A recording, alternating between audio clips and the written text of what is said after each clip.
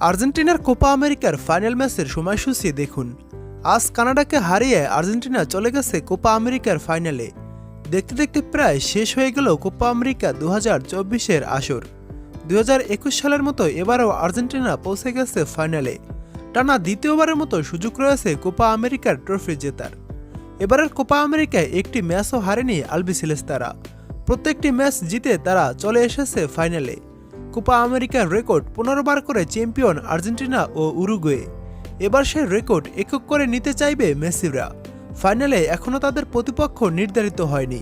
আগামীকাল উরুগুয়ে ও কলম্বিয়া ম্যাচে যারা জয়লাভ করবে তারাই চলে যাবে মেসিদের সঙ্গে ফাইনালে অবশ্য আর্জেন্টিনাকে কঠিন পরীক্ষায় দিতে হবে কোপা আমেরিকা জিততে।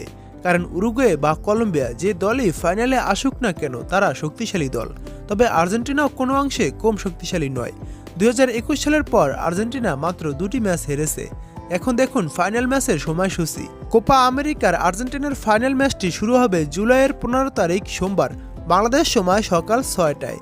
কোপা আমেরিকার ফাইনাল ম্যাচটি শুরু হবে।